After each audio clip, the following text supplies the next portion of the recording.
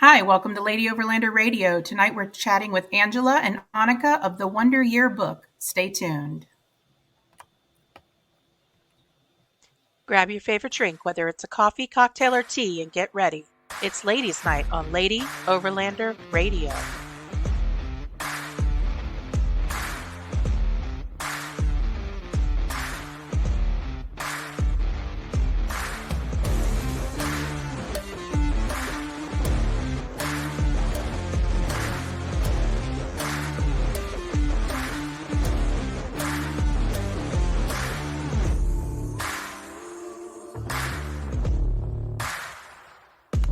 The Lady Overlander Radio podcast is sponsored by Frontrunner Outfitters, Midland Radio, Go Treads, Sport Keg, CB Adventure Supply, Adventure Trail Outfitters, Overland Spices, and the More Expo.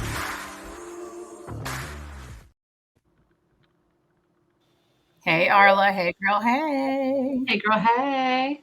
So, how you been, Arla? Good. It's a little warm here. I'm ready for fall weather. I don't understand. I know. It's 90 degrees today. I'm over it. I've been saying that for months. I'm done. Yeah, it was cool last night. It was actually really cool, and we had a nice wind from the north. So it was amazing. We had the windows open. It was wonderful. Today got hot again. So and we're still waiting for the AC repair guy. So it's a little toasty in here, but we're making do. The AC, so it's one of those 20-year ACs, and this is a 20-year-old cabin, and I guess it reached its lifetime. So it's. Of course it did. Yeah. Of course it did. Right after you buy it. Of course it did. Mm-hmm. That's fine. Also, the home warranty people said that they don't have anybody in the area that can honor the home warranty, so I have to find them on my own. Yeah.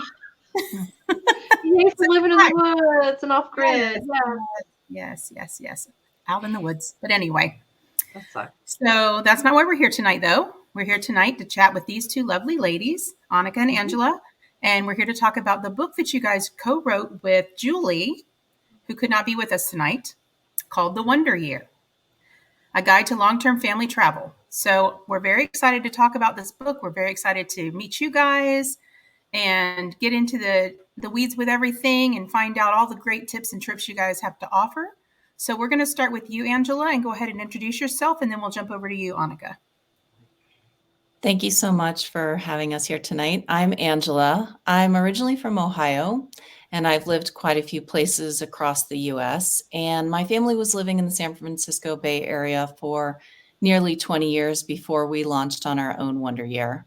My husband and I have 2 kids, both boys, and they were 9 and 12 when we started worldschooling, and prior to that, they'd been enrolled in public schools and in loads of sports and activities before we launched.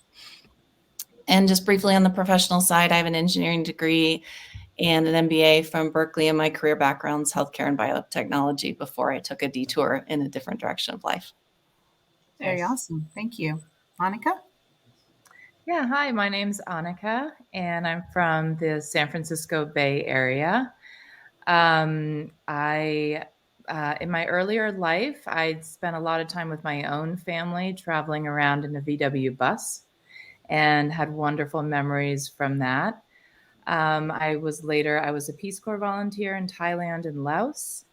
And then I got my education degree from Stanford University, and I was a public school teacher for many years. Now I live in Boulder, Colorado, and we were on the road for 1 year with our 8, 9, and 12-year-olds. We went to 7 countries and 3 continents in 1 year and world schooled them. Yeah. Very cool. Arla has how old is she now? 13-year-old? She's 13. She'll be 14 in about 6 weeks. God help me. Yeah. Anyway. And I have 2 14-year-olds and a 12-year-old. So Arla's daughter still goes to public school, trying to convince her to homeschool, but it takes some time. I'm not a teacher. I'm not about that life. I'm sorry. Nope. Yeah. No. It's a challenge, but it's a lot of fun as well. So why don't we go ahead and talk about what gave you guys the idea of writing this book? Who wants to take that one? Yeah, I'll take this one. So when I was in my 20s and working in student travel, I thought I wanted to do that with my own kids one day. And so my husband also thought that was a good idea, which is really lucky of me. And when I was trying to figure out the nuts and bolts of how to do this and how to educate my kids on the road, because Arla, it's anyone can do it, I promise. Um, and when I started to look at how to do that, I couldn't find a book about it. I could find a lot of disparate information online, but there was no go-to resource out there. And so I knew Julie, our third co-author, because our kids were in the same preschool together, and I knew that she had done a year on the road in her RV. And so she gave me lots and lots of ideas and kind of the logistical backbone of doing a year like this. And then I also met Angela through a mutual friend, and she'll tell you about it in a bit. But she did 2 years on the road, both domestic in an RV and overseas. And she also gave me lots of important tips and tricks. But mostly what both of them gave me was that pat on the back encouragement to do it. They both told me you're not a bad mom for wanting to pull your kids from the educational setting, and it is doable. And so that's really what prompted this book. Because when I got home from my trip, I kept looking for that book. Someone must have written it by now, and nobody had. And so what started keeping me up at night was maybe I should write that book. And so then I reached out to both Julie and Angela because writing it with a friend, two friends, sounded like a lot more fun than toiling away by myself. So that's how the book was born. That's And they awesome. said yes, and here we are. Yeah, but that was probably a big leap for you being a public school teacher, deciding to make that move and pull your kids out of school and travel with them and educate them on the road. That's pretty brave. It seemed like something that not many people around me were doing. And that's why I think, we tried to write our book with that trusted friend approach that you got this, others have done it, and you can do it too. And these are some of the inside information that would be helpful to you, but also sharing kind of the underbelly that it's not always perfect, as maybe you two know as well. No, it's not. We actually, like I was saying before the show started, we've been homeschooling, road schooling for the past 6 years, and it's definitely had its ups and downs.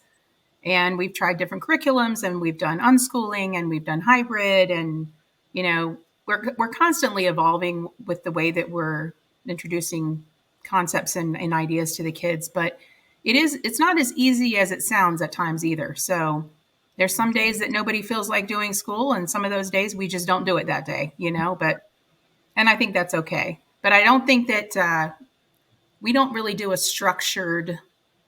like a regular structured school day normally.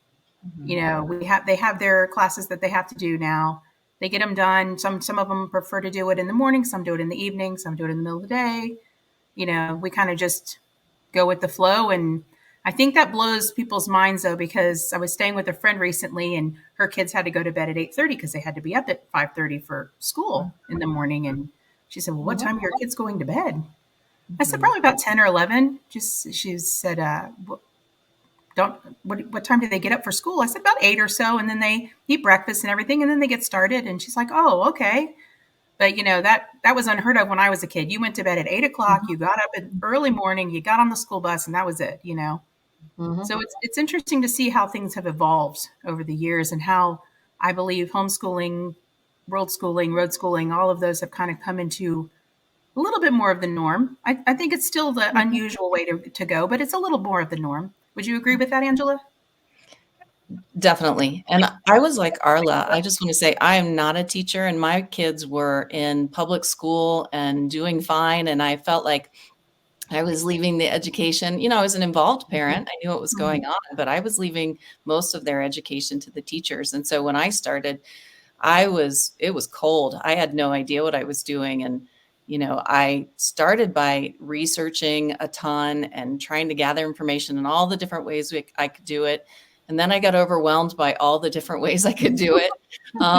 And then within the first month of being out there, it changed completely again. And Misty, I agree with what you're saying. Not only while we were on the road, where I was adapting and changing all the time, but then when we got back home, same with my kids across the subsequent years. Felt like we were always reassessing and reevaluating. But I could do that better because I had been more involved in their education. So, it depends on where you start from, but I agree with Annika. You can do it, and there's a lot of flexibility. Misty, what you were talking about, that flexibility to respond to each kid. What do they need at a certain point in time? What do they need day by day? But then what do they need month by month and year by year? I love being able to adapt to that. And to the last point, you talked about, yes, awareness. I think awareness has changed dramatically, both in terms of homeschooling acceptance and what people think that means and what they know it means, but world schooling and road schooling in particular has really blossomed the last 5 years in particular.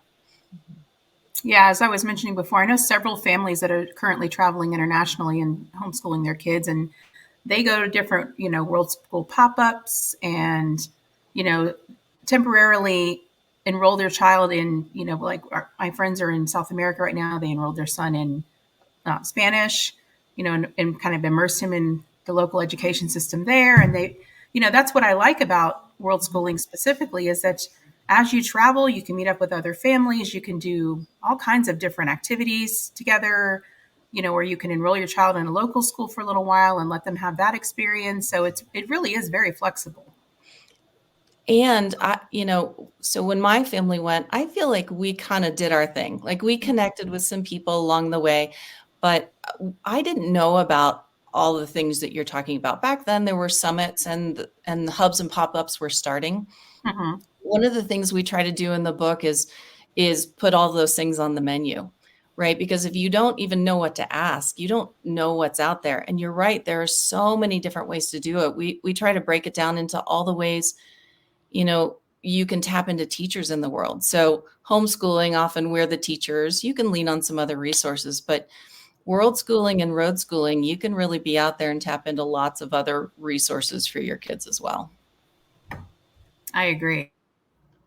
And I wanted to share, one of the pop-ups is run by Rachel Carlson. It's called World School Pop-Up Hubs.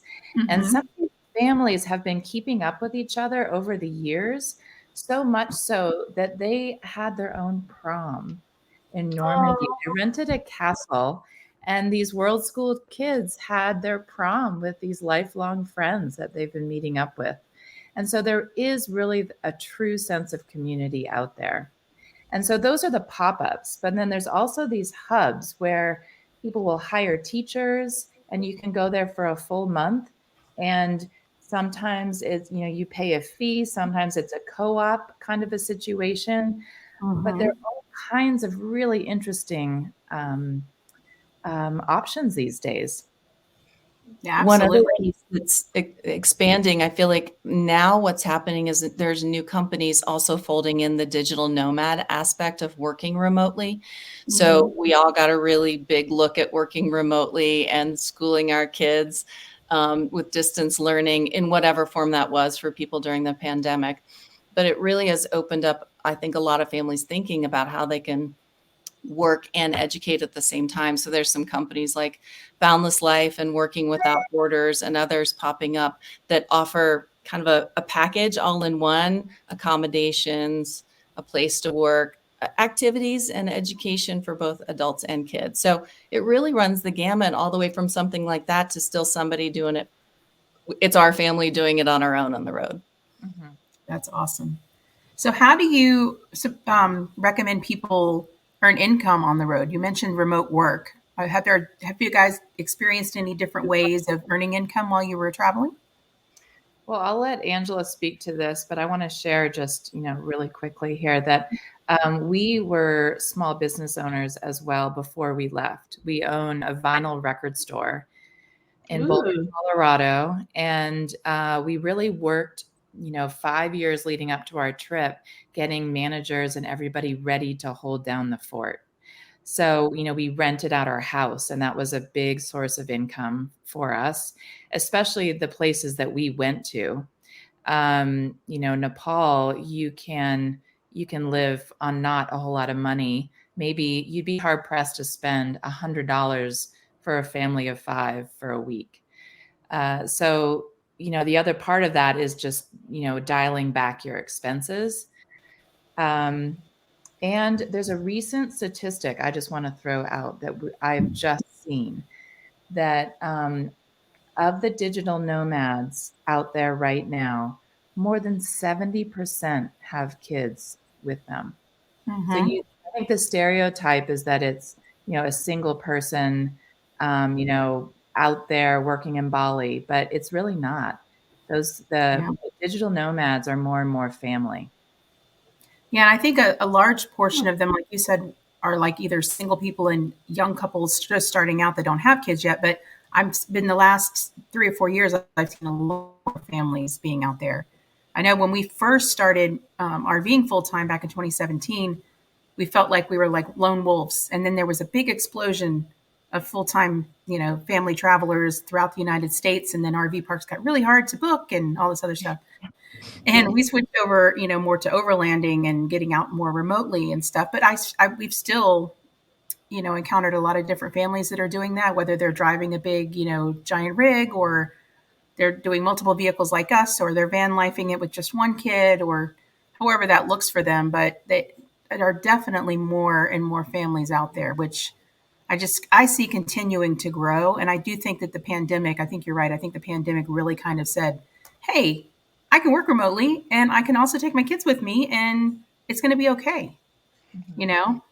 So, what do you think is the biggest tip you guys can give about a family that wants to start traveling internationally and schooling their children? Well, Angela, yeah, do you want to follow up with that one? And also, she did a lot of research for the book on all the different occupations that people have on the road. Okay. Yeah, I was going to mention, so we have an entire chapter in the book dedicated to financing your trip, whatever your trip looks like. And one of the things we always like to say is sometimes people approach this lifestyle and think you have to have financials that look a certain way. And we're careful not to say, oh, anybody can do it. But we do say almost anybody can do it. And there's so many creative ways to make it happen.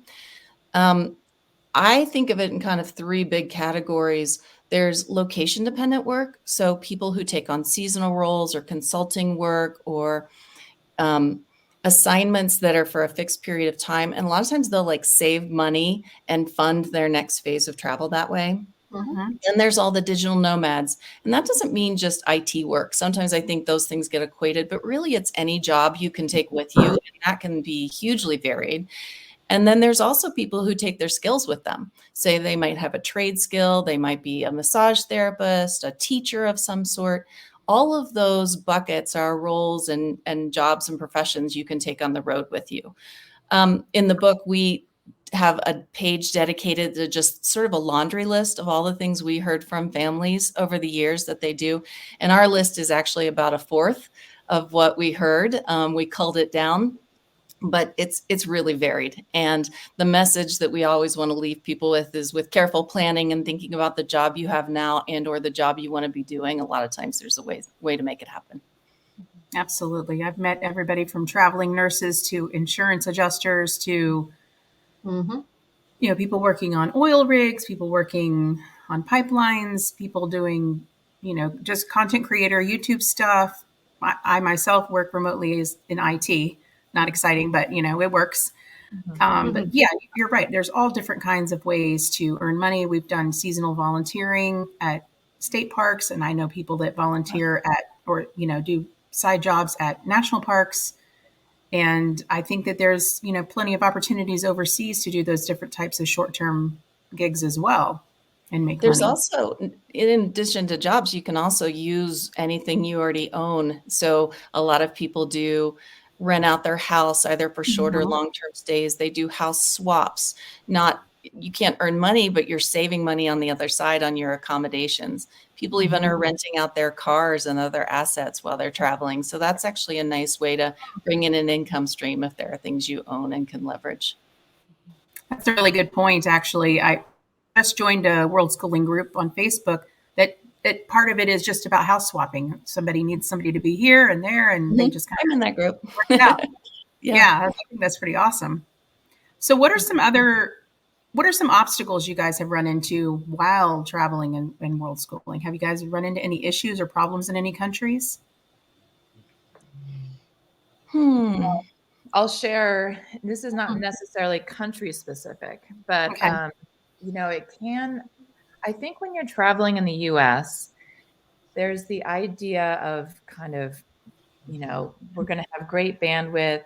Some people think we can educate, with everybody online.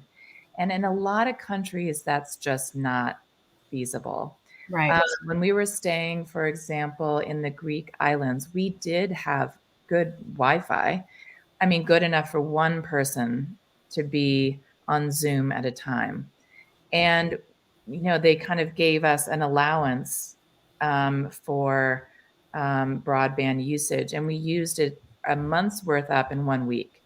And then they Yeah. started charging us extra. So I do feel like, if you want to get off the beaten path, you have to kind of think beyond packaged curriculum and kind of get a little bit more creative. And in our education section of the book, we really go through, these are all the different ways that you can educate your kids yourself organically, not, just plugging into online education. But there's all different ways to do it. And just getting curious together, Oh, yeah. waking up in the morning and saying, hey, let's just, kind of let's go downtown and see what's there. And oftentimes it will be one of the most educational experiences of the week or the month. Absolutely. Angela, I did you think run into any issues? I think two I would mention. One, we tried to stay ahead of, but you touched on it before, Misty. It's the community aspect for kids and staying connected to peers. Mm-hmm. So before those world schooling communities were really blossoming, we tried to make sure that our two boys traveling with their parents and spending 99% of their time with them had other ways to tap in. So for us, that meant visits home. We created an itinerary that made space for returning to our home base. That, by the way, when we left on our trip, we were moving from that place. So we weren't going to return there. We were relocating. And so we built in ways to go and visit friends and family through the year to kind of, fill our kids' buckets, if you will, of time with kids their age. Friends and family joined us out on the road too. So people came along and camped with us from home, which was wonderful. I will say my older son got his first phone right before we left. So he had a way to stay in touch with friends, and even just online gameplay and things like that can kind of, fill that need sometimes too. I've heard other families talk about this as well. So in addition to world schooling communities, visiting local parks to meet other kids and other families, tapping into expat groups, so outside the country in particular. That's a great resource for families. And you're traveling somewhere you don't know, and sometimes you don't speak the language. Tapping into expat groups can be really, really helpful. One of the things that we did along those same lines is we had our kids join sports teams in New Zealand. And we were there for 3 months. And my daughter was on a competitive open ocean swim team. Yes, Oh, there is. wow. And we were immediately welcomed into the fold. And, there were, swim competitions that we were all camping out for. And so they had that social interaction. Yeah, so those are ways to kind of get around the social hurdle. The second one I was going to mention is about healthcare and insurance, because this really comes up for people who start to go international because everything changes, right? So some insurance companies will cover outside the US and some don't. So there's all different kinds of plans that families need to consider. Healthcare, maybe potentially having evacuation coverage, particularly if you're doing things in remote areas or higher risk, in addition to whether or not you choose to do travel insurance. And so there are companies that specialize in international coverage for families traveling long term. And exploring those, or working even with a broker who, usually an insurance broker, makes money from the companies, not from the client. Can't speak for everyone, but that can be really helpful for shopping around, because that's a confusing aspect for families. And it's one of the most often asked questions about, wait, I'm taking my kids out of the country for 8 months. How do we make sure we're covered in case of emergencies? Yeah, that's a really good point.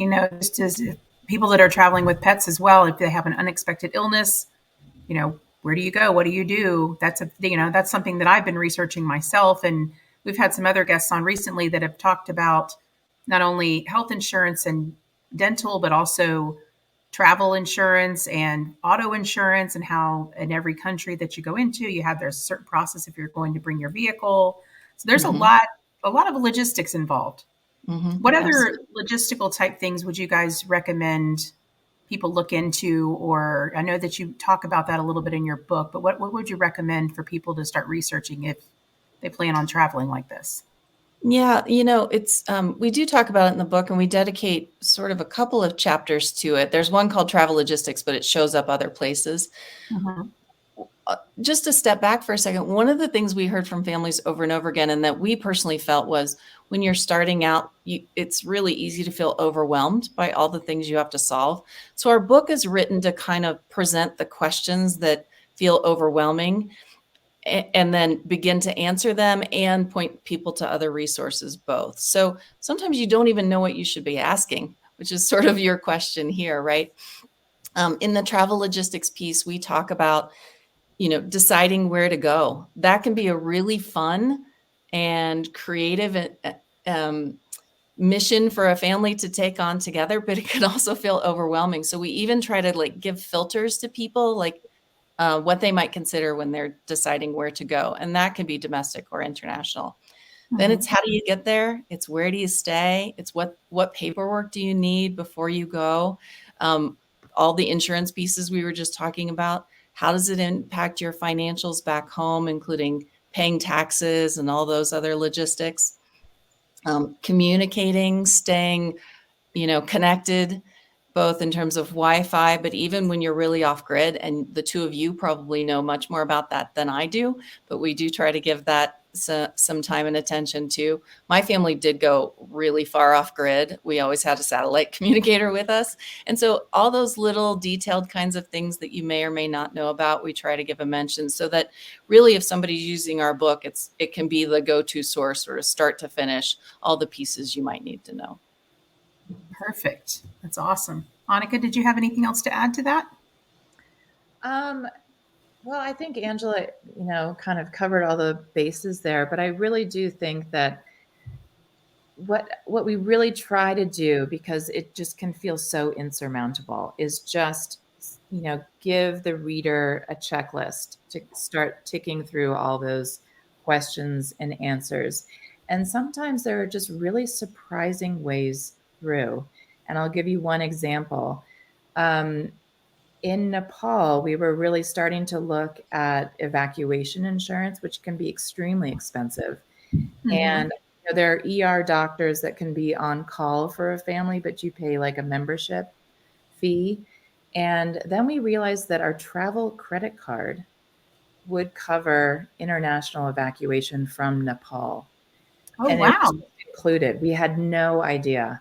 So there's all kinds of really interesting, creative solutions to all the questions that will be on any potential family traveler's list. Yeah, you guys both brought up a good point about it being overwhelming, for sure, because, like I said, I've been homeschooling for years, but taking the kids to other countries and figuring out the logistics for 5 people and all of that, it does seem a little daunting. I'm not going to lie about that. It's feels a little overwhelming at times, but I think that part of that is the adventure, Mhm. and part of figuring all of that out, whether with assistance or without, is just part of the whole journey of Yeah, it's travel. part of the learning too, right? And including your kids in as much of that as you can. Mhm. Yeah. Yeah. Absolutely.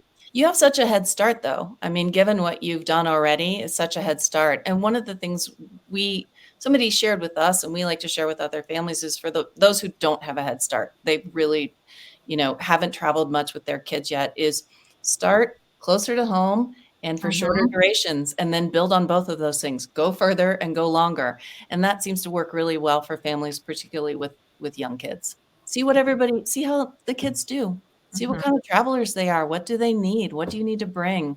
It's good practice. And that would really help kind of narrow down where you're going to go. If you Mhm. realize, what's really important is X, Y, or Z and those shorter trips, then it's going to help you plan out more extended family travel. Absolutely. And that's one thing that Arla and I teach in our beginner overlanding classes.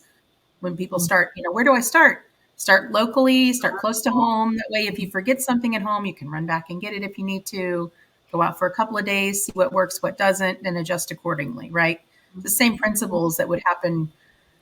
Obviously, if you're overseas and you forget something or something doesn't go the way that you expect it to, you have to make a little bit different accommodations or plans for that. But I think overall, it's the similar theme, like you said, just start small and kind of build from there. Mhm. It's true with people and with gear and accommodations. I'll just share, my husband and I just got a different RV. We downsized and we're taking it out for the first time this weekend, and we're camping half an hour from here because we don't know what yet we will have forgotten and what won't be working. And so we can run home. So you're doing a shakedown, We are basically. doing a shakedown. Yeah. Yes. That's a must do. Yes. Perfect. So is there anything else you guys would like to, anything that we haven't asked you yet that you wanted to make sure you mentioned about the book or about your travels? Ani, do you want to talk about reentry, or I can, or you can? Yeah, I think That's a good that's a one. good one. Yeah, so we have an entire chapter in our book on re-entry. And, so much when you're excited to go on the trip, you think about the logistics and the planning and there all the, how are you going to do education, all of those kinds of things. But I think what can really sneak up on people is how difficult re-entry can be. And by re-entry, it could be if you're in an RV going around the United States and then you're coming back to a fixed location, that could be reentry. It could also be reverse culture shock from one part of the United States to another. But it also, if you're living overseas for an extended period of time and then coming home, it can be a lot. And Mhm. also separating. We all had the same experience when we came home after being a solid unit for a year or more. It felt really strange for everybody to go back to their room. And we all started sleeping in the same, the kids were in the sleeping bag on the floor because it just seemed really strange to separate. So all of those things can kind of be that re-entry dynamic that can be pretty hard for both parents and kids. Um, a lot of times, my kids always had the question of, "What was your favorite place?" But they Mhm. had so much more they wanted to share. So really being able to slowly process with each other um, is, I think, a really, really important part of reentry. But we go through in all kinds of different elements of that reentry and how to make it a bit easier. Absolutely. And our son that kind of went through that when we finally moved into a condo we were renting after traveling full time for so long. He did not want to sleep in his own room. He came and slept on the floor in our room because he refused to go and sleep in there. And he was 13 years old at the time. And he was like, nope, I don't want anything to do with that right now. And it took us a few days to get him, kind of acclimated to where he would go and sleep in his own room. But he was so used to sleeping in the tent with my husband that he just didn't like it. He didn't know what to do with himself. Mm-hmm. So there's definitely an adjustment when you're switching from one type of lifestyle or travel, or being all together, like you said, back to a sticks and bricks house or back to public school or back to the United States from being somewhere else. There's always going to be an adjustment period. Have you guys had any more issues with your kids adjusting back to the standard lifestyle, or do you guys still travel with them pretty extensively? So we landed in Boulder after traveling. And so my kids were moving to a new town completely where they knew no one. Mm, And it was a little bumpy for sure. I think one kid more than the other. They both originally chose a school and ended up switching approaches within a year or two to something quite different. My older kid ended up doing hybrid all the way until he graduated. My younger kid switched to a school that looked a lot like world schooling, little funky alternative school that was such a great fit for him. And that happened because of our travel years. But meeting new kids coming off 2 years of living in a really different way, it took some time. Annika is so good about making sure to emphasize, keeping communication really open with your kids is so key through all of this, right? You are choosing a different lifestyle as a family mhm. and involving the kids and having those conversations about the impact on them and giving them a voice in it is so important. And that is, I think, especially important as you try to re-enter, what looks really different than living on the road. Absolutely. Yeah, and I'll add to that my 13-year-old, when she came home, she did not want to be different, right? And so she really didn't want anyone to know that what we'd been doing for the last year. And then the younger kids, they just wouldn't stop talking about it. So all kids are different with Yeah. how they come back. Um, and I will share that my oldest is now studying marine biology at University of Hawaii. And so much of that is, we live in Colorado. She wouldn't have had the exposure to oceans had we not left home. So you never know what kids will pick up as their passion moving forward. So it's just, the whole definition, I think, of world schooling, we talk about this in our book, is really using the world as a classroom and exposing your kids to as much as you can.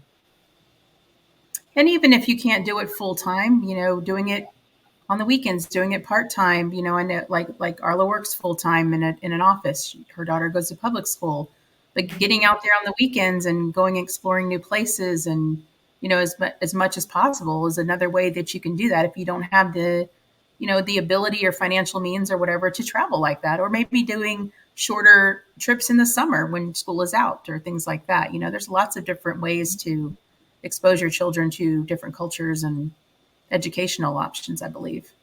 We say the exact same thing in the book and in conversation.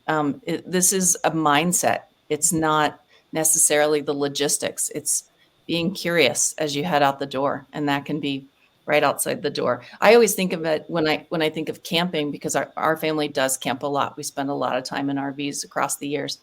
And I always think there's things you can be doing world schooling even inside your RV. There's things you can do right outside the door in your campsite. And then there are things you can do in whatever is nearby, town or country, wherever you are. And, we can all fit that into field trips or weekend camping trips or whatever you're able to do as a family. Absolutely. Or hosting exchange students as well. I mean, that is such a way to open the world. That's immediately when we came home, we hosted young people in our home. And so I think and spring break took on a whole new meaning, right? Where do we want to learn about? Let's go to the American South. We'd never been there. There's just, it is a mindset. I bet that was a really neat experience seeing through the exchange students' eyes the United States, right? Taking them to all these different places that we kind of may take for granted, that I'm sure that they were very amazed at some of the places that you took them. Yes, and I'll also share that, when you're on the road, I feel like one of the biggest lessons is the kindness that strangers are shown wherever you are. In the United States, going overseas, just, the art of hosting and welcoming someone. And I feel like we had we'd been so appreciative and like, my goodness, how do we take in all this kindness all the time when we were on the road? That then when we hosted exchange students, it was our way to give back, right? Kind of paying it forward, so to speak. But it's more, we'd been shown so much kindness. We learned a bit more about how to show kindness to others. Yeah, I was sitting here wondering what is I guess your favorite country that you went to, first of all, since you both have traveled the world, basically. I always feel like really at home in the outer latitudes. So whenever I get like really far north or really far south, it kind of feels like coming home.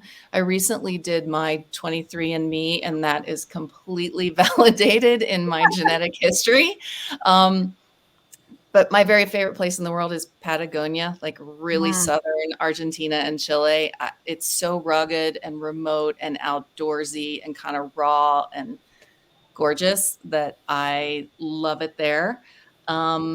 And, you know, some of the outer reaches in other places too, like Scotland and Iceland. And I think Ani mentioned New Zealand. They all share qualities. And I will say my kids love those places too. And I feel like it's also where they've been able to test some physical limits and some, you know, show some bravery and try new things in the outdoors that have been really rewarding for them. And I have lovely memories of them doing those things. So I associate that with those locations too. We need to definitely talk offline. Okay. These are the areas we were planning on going. Annika? You know, it's a bit like choosing your favorite child here. You won't tell. Okay. Well, yeah. Okay. So I lived and worked in Thailand. So I feel like I should say Thailand, but I'm going to deviate from that. I love Thai people. I love Thai culture, but it is extremely hot, and my kids did not do well with the heat. And I loved New Zealand.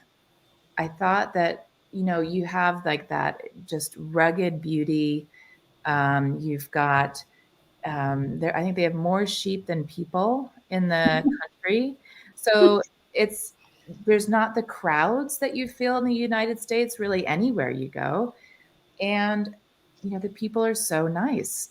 We rented an RV in Christchurch on the southern island, and you know, they just give you the RV, and we're on not the wrong side, a different side of the road. And so Which feels wrong. Right.